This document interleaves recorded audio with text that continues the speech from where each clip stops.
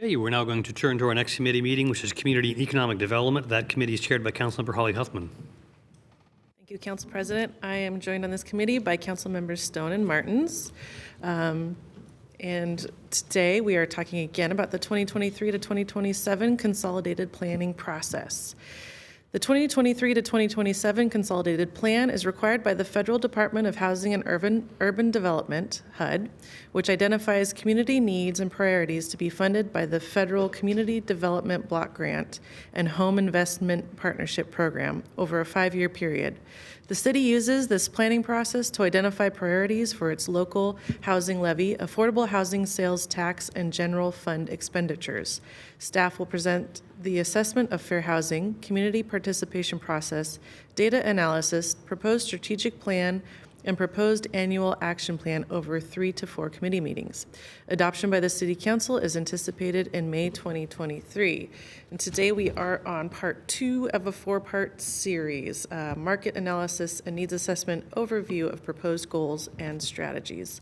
And to start the conversation off, I will turn it over to Samuel Lutz of Planning and Community Development Department. Thank you, Councilmember Huffman. Samuel Lutz, I'm the Housing and Services Program Manager for the Planning Department. Glad to be with you again today.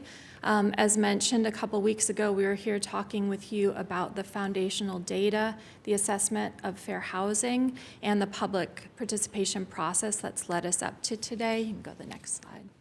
And today we're really going to be introducing the draft priority strategies that are in this plan, but we're going to be first going through the market analysis and the needs assessment that drive those draft goals that we've put forward today. Kate Bartholomew is going to walk through the data and then turn it over to myself and Tara. Good morning. Incomes are not stretching as far. I think many of us know that. But looking at the data, we see that since 2018, which was our last consolidated plan period, we've seen home prices increase over 50%, median rent increase by over 40%, and the median income increased by only 18%. So the effects of this that we're seeing and hearing from our partners are that local agencies such as the Food Bank and the Family Resource Center report they're seeing a large increase in the need and the requests they're hearing from families because budgets just simply cannot stretch as far when they're paying as much more for housing. The construction cost is another major factor we wanted to highlight.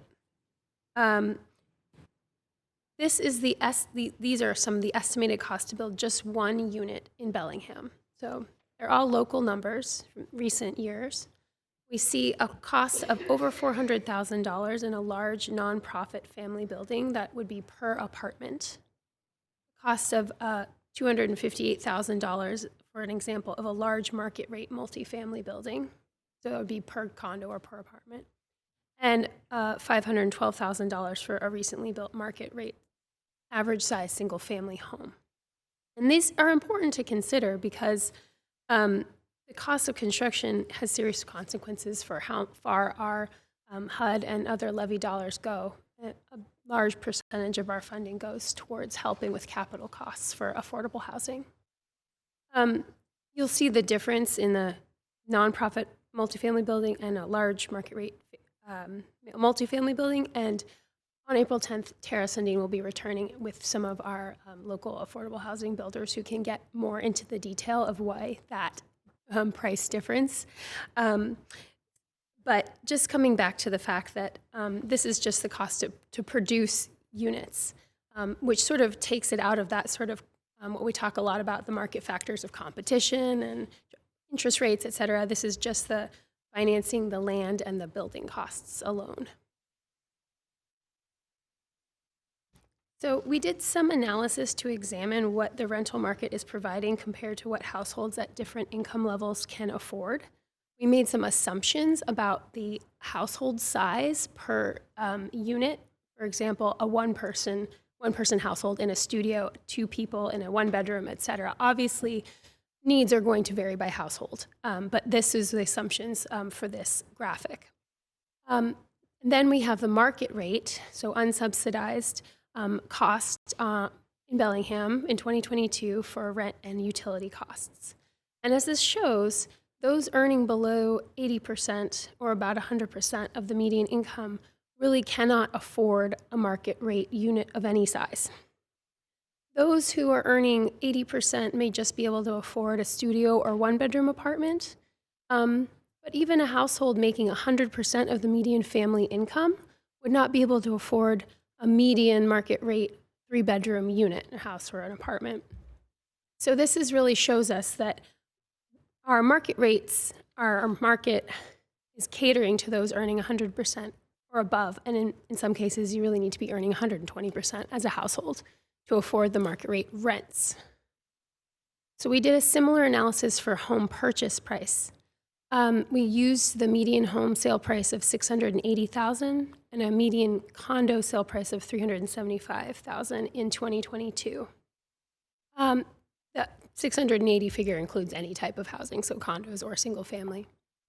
As you can see, those earning below 100% of the median family income in Bellingham would not be able to afford even a condo that was market rate at this point in time. And you'll notice that the cost to build just a single family home exceeds the affordability of many of these income levels. So even if we were talking about the cost to build a nonprofit rental, that would not be affordable to a household earning 80% of the median family income, even if we were able to build it at cost and then sell it at cost with no profit to a household earning 80%. They wouldn't be able to afford that condo, for example, at that price point compared to what we're seeing for our construction costs. Obviously, well above, even a family earning 120% of the median family income last year wouldn't have been able to afford the median home sale price. So, unsurprisingly, this goes to show the private market does not supply housing for all income ranges in Bellingham. This is a graph that shows the total number of households. The yellow bars are the total number of households at each of these income ranges, the bottom there. So we really see that a public subsidy would be required for a household earning between 0 and 50% of the median income. And in many cases, those earning 50 to 80% would also require some kind of housing subsidy for their housing to be affordable in Bellingham today. Those earning 50 to 100%, but especially 80 to 100, zoning reforms or private incentives might be able to help move that affordability price point lower. And then obviously we see from our data that the market is meeting the need currently for those earning above 120%, especially in our current housing market. So just to compare that previous slide, which is the need, this is kind of our current stock of affordable subsidized housing in Bellingham for those households that need assistance. It includes both emergency shelter, so just beds, and also permanent housing as well as supportive housing or transitional housing. And we see a total of about 4,765 beds or units, and then an additional another about 2,000 vouchers, although those vouchers are portable and could be used anywhere in Whatcom County, so not necessarily in Bellingham. And in fact, many folks use their voucher in a public or permanent affordable housing unit, so there's overlap too.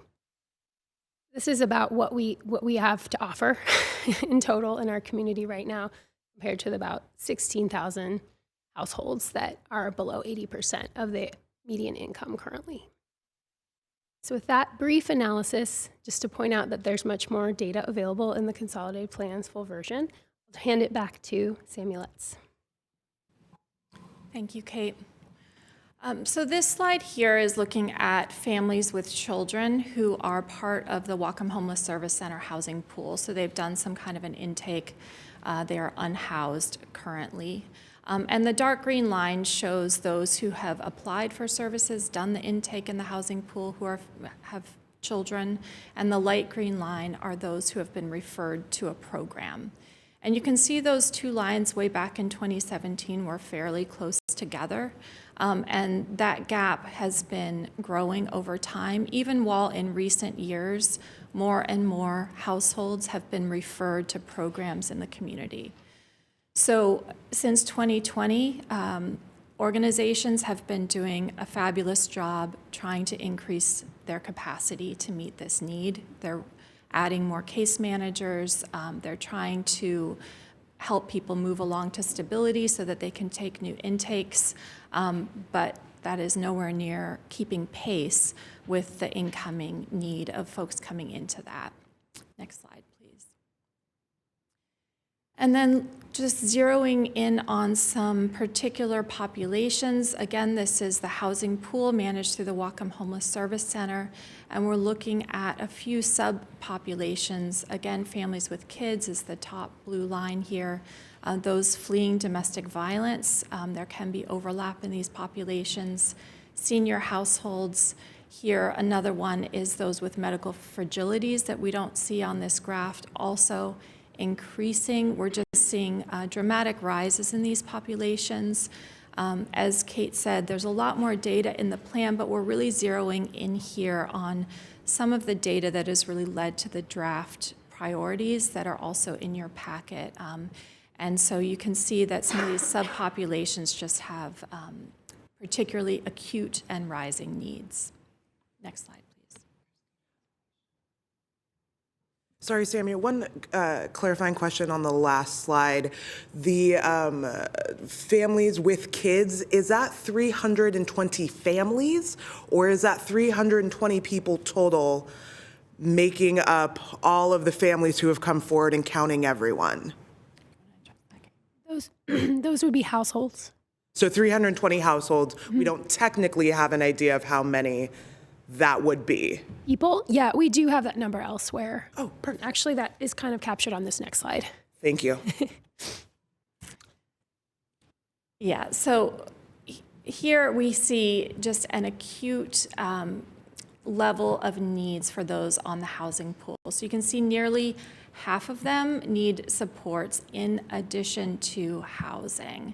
And so there is an elaborate system of scoring and needs assessment that leads to this kind of a graph, a suggested placement in a permanent supportive housing kind of initial landing spot, and not just a house with minimal services. So those needs might be anything from physical health, developmental disabilities, mental health supports, substance use disorders, all kinds of different needs and vulnerabilities that might lead to this kind of a suggestion. But suffice it to say, much more than a roof is needed, and we see this increasing over time as well. And the last slide for me here, I just want to underscore this whole housing continuum. We have traditionally distributed funding for activities that are all along this continuum. So in this case, on the left, you'll see the lowest income, kind of highest needs of the population that we try to address in the consolidated plan. On the right, you'll see those with very minimal needs for something other than housing, and up to moderate income, which in this case means 80% of the area median income. And so traditionally, our housing development dollars go kind of in the middle here, and we still support home ownership programs, and the data that we've just been talking about really pressures us to put more into that left-hand side of the spectrum where additional services are needed, but you will see this plan still try and support activities throughout this continuum. Thank you, Samia. Tara Sundin, Community and Economic Development Manager. Sitting here thinking maybe we should have gone before Erica's presentation, the really upbeat, positive one. We have a lot of upbeat and positive things to be sharing with you. This feels a little somber today, but this is part of our work to look at the data. I know none of this is surprising any of you. Fortunately, the last few years, we have had some federal funding coming into our community. This administration and then the city council have prioritized housing and economic recovery using our ARPA dollars.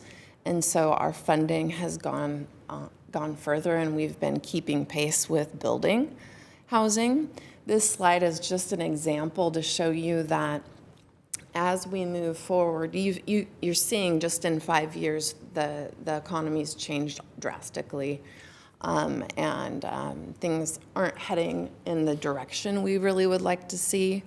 I do think ahead of us are even tougher decisions. We're still working on moving funding around, and I'll talk a little bit more about that, but we're always trying to make sure, working with the mayor and the council, that, and honestly, and the dollars that are coming in to Whatcom County as well, to make sure we're putting our dollars where they are most needed. So just a heads up that there are going to be those, that's your job ultimately, is to make those priorities. And so one of the concerns that our staff has is shifting too much dollars into that emergency that piece, and then away from that long-term, either that prevention piece. I mean, that's where we ultimately want to get, right? Where we're all talking about prevention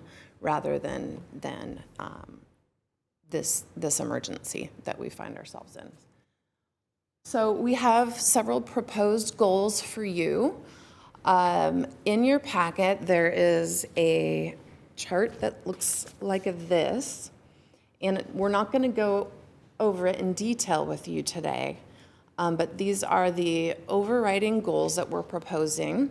So we're focusing on that cost burden piece, and we're doing that with affordable housing. That's kind of our priority need. We've talked about vulnerable households. You're going to see, this won't be a surprise to you. I've been talking about families with children with you for years pre-pandemic with childcare, and that's got to be a focus, I think, for the city of Bellingham. And these vulnerable population, like senior, you see those numbers skyrocket. Those that are fleeing domestic violence, we see a lot of overlap there with our families that are experiencing homelessness and domestic violence. And then another is medically fragile. So we are going to have to prioritize some populations with housing, and that's hard to do, but we will be recommending some priorities there. As was touched on, this isn't surprising us, but we're also going to have other basic needs that come up. And that's because when we see rents go as high as they have, means less dollars in that household then to spend on groceries, for example. So we're meeting with the administration and the food bank on how can the city help, how can the county help with some of our basic needs that we're seeing in our community. Safety for vulnerable groups is still a recommended goal and priority for us. And that includes our shelters. And then finally, Kate's presented quite a bit on this already, but we definitely have some strategies and some funding allocated, our staff time allocated to discrimination that's happening in our community, and also increasing some protections for our low-income renters. So for the next two meetings, the next meeting on April 10th, we're going to focus on, before I get to, on the housing components. So we'll have two sessions on April 10th. One session, we invited Brian Thane with the Bellingham Housing Authority and Ellen Lohe with Mercy Housing Northwest to come in and talk about public housing, tax credit financed housing, how it works, how those funding packages are put together, what happens when inflation affects those agencies, or when wages increase over time, what happens to those rents. You've been hearing from some of our community members with fixed income, and that's going to be an ongoing concern for us in dealing with seniors and other fixed income households is it's even tough for those nonprofits to make it work. Talk about how those products need to be maintained over time. It is going to maybe be a reminder for some of you, but I think that reminder and piece of information is really important. And then we're going to have our third consolidated planning topic, and we'll focus on housing. So we'll go into the details of the housing strategies, and you'll start to see what the administration is proposing as far as funding goes, which leads me to the next slide, which I mentioned ARPA, but the other decision that the City Council made recently that is very helpful is the adoption of the affordable housing sales tax. With that decision came additional revenues, and I'll tell you, if without those additional revenues, we would not be able to, I think we're keeping pace pretty well with where we were prior, and so that is a hopeful and it is a positive piece. The other thing that we're seeing is the generosity through some of our foundations. Hopefully you've received an invite for the groundbreaking of Mercy Housing down at the waterfront, and if you see their funding package, I think they have about 10 different sources of funding that are coming in. We're just one of them. So that with ARPA is really helping us. This is the handful of resources that we're going to be making recommendations to you on.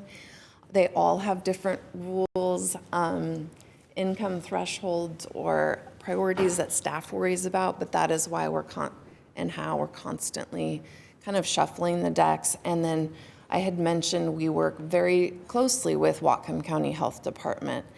They have funding sources coming in for the citizenry of Bellingham, but they're allocating those. And so the behavioral health dollars, some of the dollars that are focused on our homeless shelters are flowing through the county. So we're working closely with them as well. And with that, I will turn it back to Councilmember Huffman. Thank you.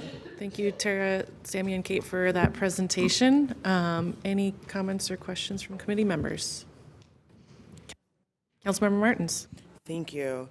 So at the April 10th meeting, when a representative from Mercy is going to be here, have they been made aware that we have a lot of questions about what's happening at Eleanor Apartment? And so will we get a pretty good breakdown about how we got to this point right now with their rents going up monthly? It's one of the reasons why the event's been scheduled. Perfect. So both of our presenters are probably going to be on Zoom, just to give you that heads up. One's traveling, which is actually nice that we have this technology, and the other one, we're not sure if Ellen will be coming up to Bellingham.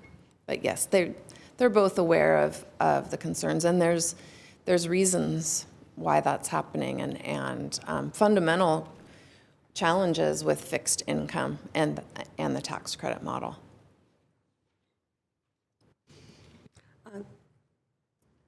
Thank you.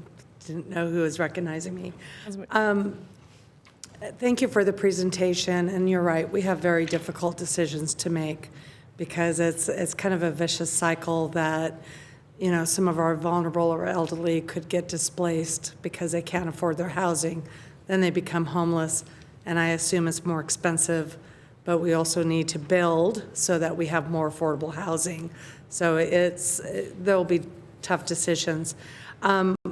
I know federally and statewide, you know, the governor was talking about creating more funding for affordable housing. And I was wondering if at some point we can kind of get an update of what type of funding might be the pipelines over the next few years as some of this governmental funding may become available. And then if we're pursuing it, I assume everybody else is also. But now that ARPA is being spent, we're back to our own measures of internal and taxation, and I'm hoping there's going to be maybe another pipeline of funding we'll be able to tap into. And how is that coming together, and when will we be pursuing that? Brian, do you know the status of, not to put you on the spot, I think Brian's checking. Perhaps some of you know what the status of that proposed bond measure the governor was proposing. I don't know where it's at. I think it's still alive. Yeah, I haven't tracked it for about 3 weeks now, so I was hoping somebody else had. I heard pretty pessimistic things on that bond, that it's not being actively discussed anymore. We'll find out and report back.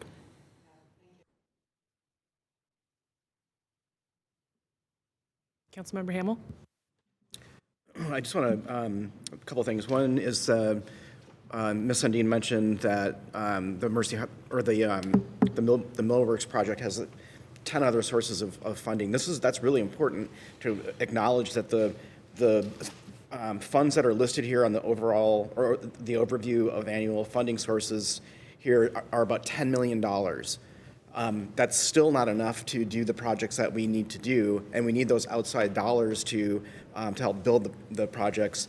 Not a lot of communities have this kind of seed money. So our voters here passed the housing levy twice, and then this council passed the affordable housing sales tax, I think it was 2 years ago. And because of those funds, we're able to then complete these projects. And we have several that are in the pipeline right now, which is great. My question to you, Ms. Sundin, is some of the proposed goals, all of them have to do with housing. Do we do anything with economic development, trying to lift people's incomes up to help get to the point where they're not housing cost burden, or is that not part of this priority plan? So the funding sources that we have are predominantly housing funding sources, almost all of them. There is flexibility, of course, with the city's general fund. And then the Community Development Block Grant Fund, which is not very large. It's been about the same for about the last 30 years or so. The federal government places a 15% cap on that funding source for service dollars. So it's not a source of funds that the city has a lot of bandwidth with. As you know, we have some economic development fund dollars that aren't presented here that go out to support businesses. I think, do we have a couple of vocational grants? Yes, we do have some vocational grants with Northwest Youth Services, and Whatcom Literacy does some of that as well. And then we do have some that still goes towards home ownership, which you could say is moving towards that self-sufficiency, economic development, as well as you'll see in the draft budget some prevention and diversion that really is trying to help folks get on their feet, but not economic development per se. Councilmember Lillquist? Yeah, thank you very much for this presentation. I'd like to go back to slide 13, which is that graph which shows that basically just over half of the people in the pool are identified as in need of permanent supportive housing. Permanent supportive housing is very expensive, and the only thing more expensive is failing to offer permanent supportive housing. There's been numerous programs on the impacts to private parties, to businesses, to communities, and directly on local government if you don't address these housing needs. As a matter of fact, there's an agenda item at the end of Committee of the Whole that relates to that. I'm trying to find out where that huge need is in the table you weren't going through. I'm finding it under the bullet point which says fund programs that support households who are vulnerable to homelessness because of trauma, domestic violence, mental illness, etc. Is that where I would find, I'm looking for basically the response component to that large need. Where would I find that in here? And can you help me find it in here? It's really split, right? Because what we've done is we've split that cost burden piece, which is really about the development of the housing, with the services piece, right? So the second one is provide vulnerable households with services to remain stably housed, right? So you can't have one without the other for that specific population. You really need both in tandem. I just wanted to follow up on that topic. As you recall, we developed a shelter proposal not long ago, maybe a year and a half ago, as an alternative to the motel stay program. We have not forgotten about that project. We just don't think that we can fund it locally without the state of Washington stepping in and supporting permanent supportive housing developments at a greater rate. But I also wanted to mention that one thing that we did, that staff did, and because that project was put on pause, not canceled, we worked with Mercy Housing. And Mercy Housing took on 20%, both at Barclay Village and at Millworks. And they've working with a lot of people at Evergreen Ridge that are high needs as well.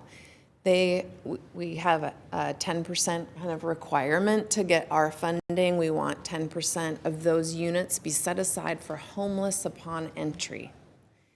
They stepped up and did 20 at both of those projects, which was over about 32 or so households will be brought in. And then, so the whole development's not permanent supportive housing. Then we went to our partners at Whatcom County Health Department and said, how about you, because they have the funding for it, support the case management that goes along with those units. So Mercy said, yes, we will do this, but we know that those families need a little bit more support, so we need to pair them with some case management expertise. And so that is something that we have done over the past few months as a strategy, because we still want to solve our challenge with families. And so that's a different way we can get at that issue of kind of building housing. So we're going to, right now we're working with the Opportunity Council on property acquisition out near Bellis Fair. We'd like to do something similar where we can set aside a higher number of units for people that have been staying in motels and pair them with the needs, rather than a development like 22 North that's all permanent support. Well, can I just follow up with clarification? So what you're saying is that rather than seeing maybe some more dedicated permanent supportive housing facilities, we might see distributed permanent supportive housing elements within a variety of projects and meet the same numerical need that way? Possibly, yeah. Thank you. Any other questions or comments? Councilmember Stone? So thank you for the presentation. I know that it's a bit bleak, but obviously a reality that has to be addressed. And so one of the things all the charts, just figuring out the overlay. And so on slide number 8, where it's looking at the number of total Bellingham households by income, that's looking to me, obviously the numbers aren't exact, but almost a 50 split between 0 to 120 and then over 120. I mean, as far as the needs there. And wondering on our, because I'm thinking about the continuum of services that are needed, and when you're talking about that sort of tipping point, right, where it's like, well, we want to be providing that permanent housing and moving towards that, and avoiding sort of throwing good money after bad towards crisis that continues to grow, is if we have numbers there about if ownership, right, we're also about 50%, a little over 50% rentals. I'm just wondering if that's, if we're seeing, I guess, I think the disparities across the board, the difference between income and your cost of housing and the huge gap there. But if we know, if there's any overlay to know if that's less for those who own homes, or if it's sort of equally distributed?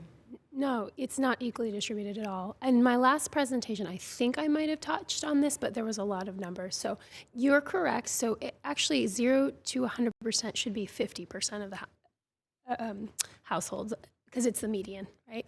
So 100% would be. So in terms of the percent that are cost burden renters versus owners, I think off the top of my head it's about like 24% cost burden among homeowners, and as high as like over 56% for renters. So much higher. Councilmember Anderson. Thank you. Got me thinking a little bit as far as that project being put on hold. That was going to be a larger complex with supportive service housing.